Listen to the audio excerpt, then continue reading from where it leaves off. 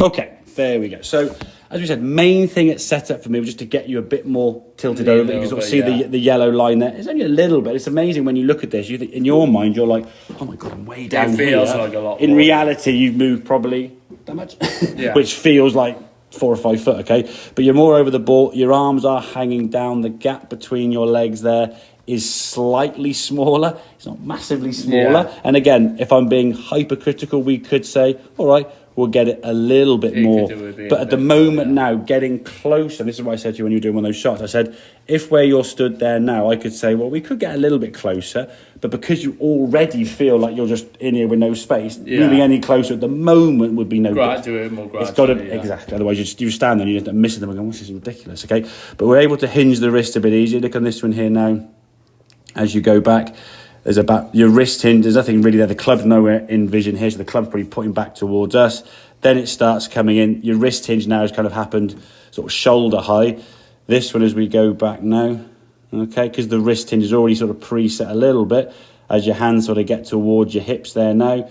There you go, see the club now. Not quite full hinge, but at least when your hands are down there, there's a little bit of angle being created, which is going to make it easier for you to get that club set in an angle down towards the goal. And that's really what we're looking for, to get the club hitting down towards the ground. Top of the backswing in a good spot would be underneath that pane of glass, as we say. As you then come back to the golf ball now, it's not that far. I've got to drop into it. Okay, we can maintain a little bit high. There's a little bit of a drop here slightly. This is slightly what you had to do when the ball was just too far away to kind of reach it. And what then happened is your brain goes, oh, I'm getting closer, but hang on, the ball feels too close. So then your arms for the first 4 or 5 shots was going, nope, which is why then you finish in this sort of tucked up position, We want to be able to maintain some element of width so your arms can just swing again. Use that kettlebell analogy, just swing freely back and forth like so, What we don't want to be doing is you going and doing that, because it's going to restrict your swing and sort of tuck you up quite a lot. So through the golf ball there now, reasonable strike of the golf ball as we can see there, and able to then rotate through to a finished position. I would say in this case, looking at that down the line, that's okay.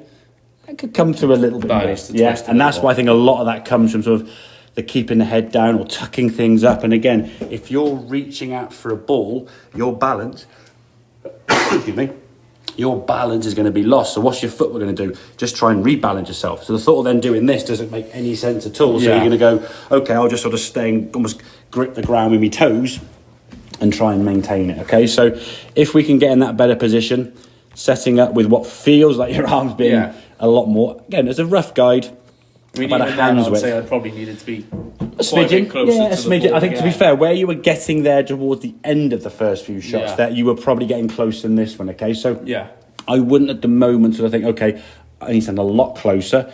If needs be, when you're doing some of these swings in the garden, crack your phone behind you and just take a video and see where your hands are. You can see where we are now today. That's roughly where you were in a good position. A lot closer, just get that sort of kettlebell for you, or holding a dumbbell, I mean, there's probably a little bit too close.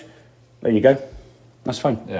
You were, though, out there before, There you go. Just drops your arms down, just gives you a lot more kind of, either takes the tension out here, You can now swing this a little bit easier. You've got more control of the head end because you're nearer the club head. So, it's a win-win for I mean, the club head itself, does it make a big difference if it's more, it should be flatter? No, I just want to be flat dead center, because the club, as you hit the golf ball from, I drawn here, as you start off, the club starts on that angle. As you hit it, centrifugal force are going to throw that club. Look at the angle. See how the club's gone a little bit higher anyway. And what happens, the shaft does a bit of that. It kind of bows out just because of, as you're swinging the club fast, we get that in the shaft, just because you're swinging it so fast, which is a good thing in some ways, but the club would start, as a rough guy, when the club's on the ground, you'd probably want roughly about a 10 pence piece getting underneath there. Is that a little bit too high? Possibly, but not as if it's like cranked up massively to the toe there. So, generally speaking, in a good spot there. Okay. Okay, mate? Good stuff, right?